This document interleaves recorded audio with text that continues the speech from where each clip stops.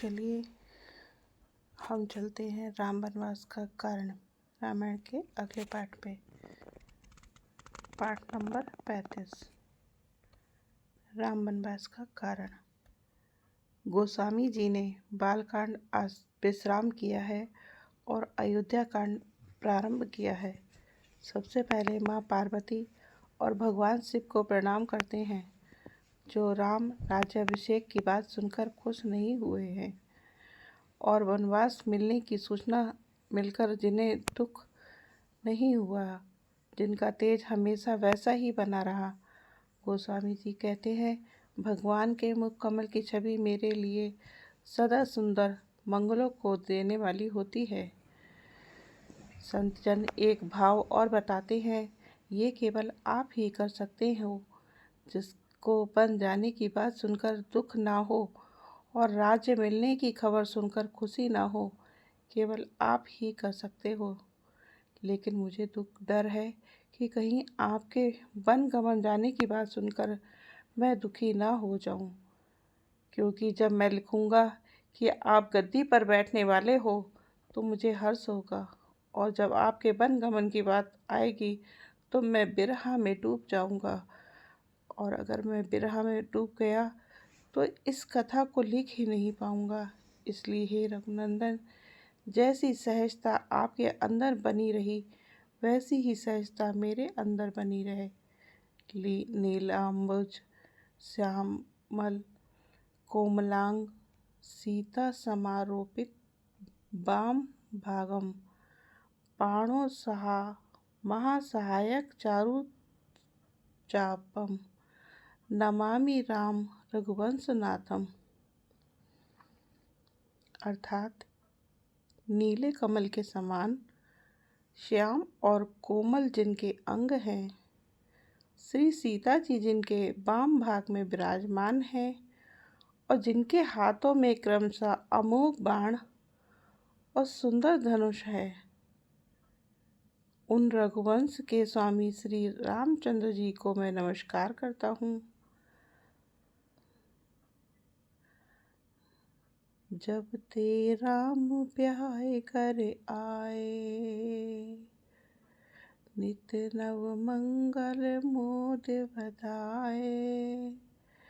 जब से श्री रामचंद्र जी विवाह करके घर आए, तब से अयोध्या में नित नए मंगल हो रहे हैं और आनंद के बधावे बज रहे हैं।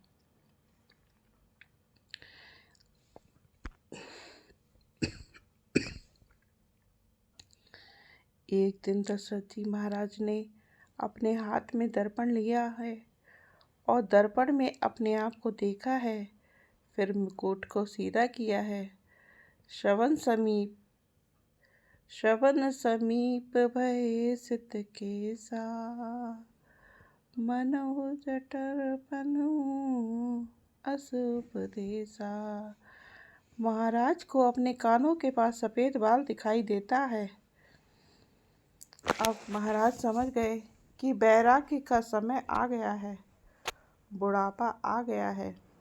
क्यों ना अब राम जी को राजा बनाकर अपने जीवन और जन्म का लाभ लूं, और अपने मन की बात गुरु वशिष्ठ जी को बताई।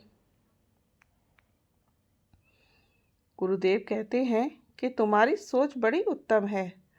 दशरथ जी कहते हैं कि ठीक है, आप मुहूर्त निकलवाइए। गुरुदेव कहते हैं, मुहूर्त निकलवाने की कोई ज़रूरत नहीं। जिस समय राम जी राज सिंहासन पर बैठ जाएंगे, उससे अनुकूल कोई मुहूर्त हो ही नहीं सकता है। सुदिन सुमंगलु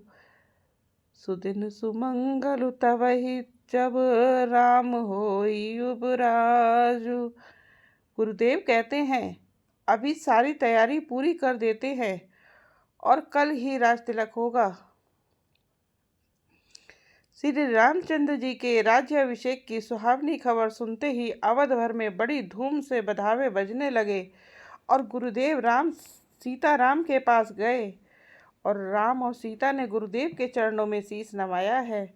फिर कमल के समान दोनों हाथों को जोड़कर श्री राम जी बोले, गुरुदेव, आपने हमें ही बुला लिया होता पर आपने स्वयं यहाँ पधार कर जो इसने दिया है, उससे इससे आज यह घर पवित्र हो गया है। हे गोसाई जी, अब तो आज्ञा हो, मैं वही करूँगा।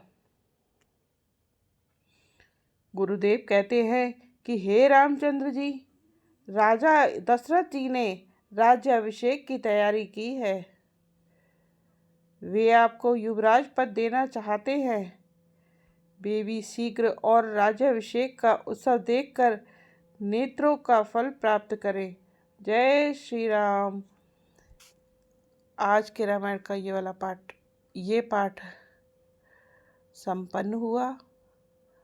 आप लोग इसी तरीके से रामायण के पाठ का श्रवण और कीजिए और सुनिए और पुण्य के भागी बनिए। जय श्री राम। हमारे चैनल को लाइक करें, सब्सक्राइब करें और शेयर करें, कमेंट्स करें। जय श्री राम।